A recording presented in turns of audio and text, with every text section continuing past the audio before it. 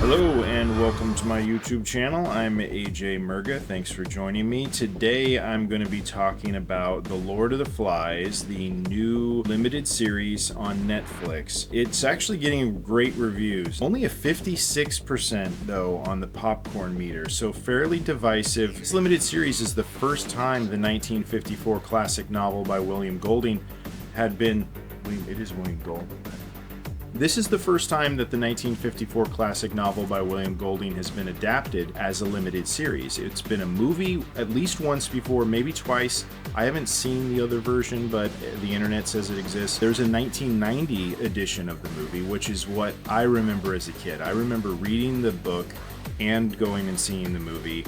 My parents let me watch way too much violent stuff as a kid, which probably explains a lot about me, but I really enjoyed the movie. It got terrible reviews, but I was of that age, so Lord of the Flies was kind of cool to me. I kind of saw it as an adventure, but then you get a little older and you realize how brutal it is and what dark themes it deals with. I think most people are probably aware of the storyline, but if you're not, it's a group of kids that are involved in a plane crash, and they land on a tropical island and they have to learn how to survive, basically, and they create these little factions and things get dark and violent because it's a struggle for survival, right? And it really taps into primal nature, and it's interesting to see children doing this in a very adult content way.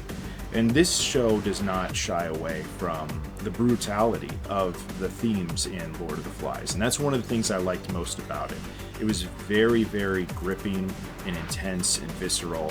And I mean, even right down to the island itself, it felt like more of a force than it did in the movie. The 1990 movie was basically kind of, I think, just a fun popcorn film. This series is taking itself, I think, really seriously. They're really trying to make something that is high quality and thought-provoking.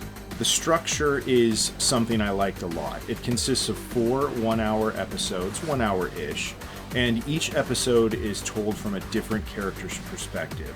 There's Piggy, there's Simon, there's Jack, and there's Ralph. My favorite character by far was Piggy.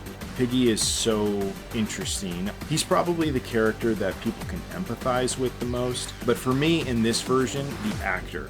The young actor who played Piggy was phenomenal. I believe it's his first role, and he plays Piggy with so much honesty, so much just genuine integrity.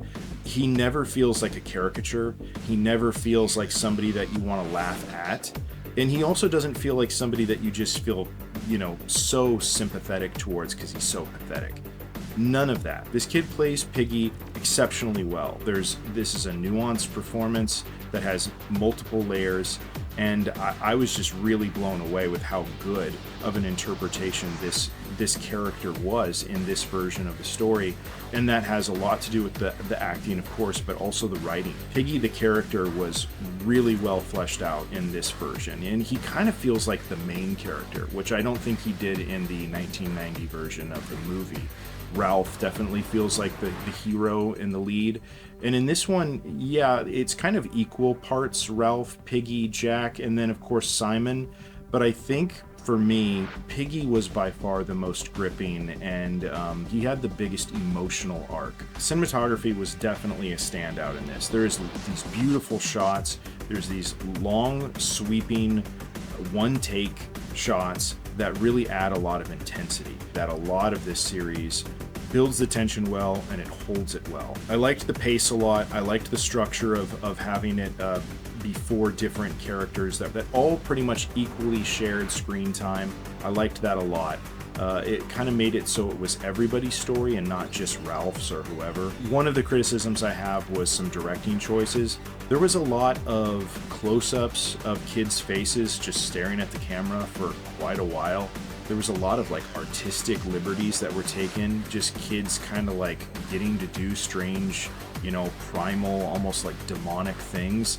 And there was a lot of time, quite frankly, just spent on that.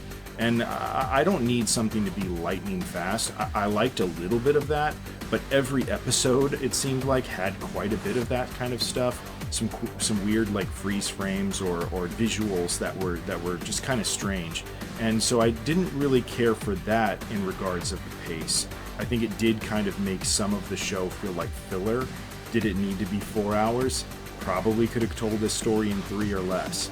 But then you wouldn't maybe have the nice, 4-episode arc of all 4 point of view characters, right? So maybe a little bit long in the tooth, but overall that didn't really ruin my experience for this movie at all. Oh, so you can see the director, what I was talking about right there, just a bunch of kid faces for some reason. We're getting a long shot of a bunch of kid faces. Yeah. And that goes on for a while, all throughout the series, and I'm just like, all right, I don't really need any more than that. Another thing I really liked was the smart budgeting. This movie doesn't show the plane crash. It kind of hints at it through Jack's flashback, but it doesn't show it. It just starts with Piggy waking up on the island, and he's the first character that we meet. And you basically have to figure out what's going on along with Piggy, which I thought was actually a great way to do it. Again, it doesn't need a whole lot of setup. Everybody knows the classic novel for the most part, and if you don't, you're going to be able to follow along just fine, because you're dropped into this world just like these kids are, and you have to kind of like get up to speed just like they do, and survive with them in a way. Okay, so one big con, besides some of the weird filler stuff, was a trigger warning that I have to let everybody know about. There is an animal death, and it happens when Jack and the other boys hunt the wild boar. It's in episode 2, around the 39-minute mark. If you're sensitive to animal death at all, jump ahead to at least the 43-minute mark. It's one of the most brutal deaths I've ever seen. Of course, it's fake, thank God, but it was hard to watch. I'm not somebody who likes to watch animal violence. For whatever reason, human-on-human violence doesn't bother me at all. But that's maybe another story. But human-on-animal violence really bothers me, and this was one of the worst I can think of. But yeah, if you're sensitive to animal violence, the 39-minute mark of episode 2, skip ahead at least a few minutes, and otherwise be prepared, maybe put the popcorn down for that part. I watched the making of on Netflix, and I thought it was really interesting to learn some of the things about the making of the show. They filmed entirely in Malaysia, and this island is beautiful, but it's also it's pretty scary. I can imagine if I was just dropped on this island, it's so tropical, it would be really intimidating to try and navigate. So I think that added a lot to the show to actually film in a real incredible jungle like that. This is I believe it was an island that was not I believe it was an uninhabited, that's not the right word, inhabited, uninhabited.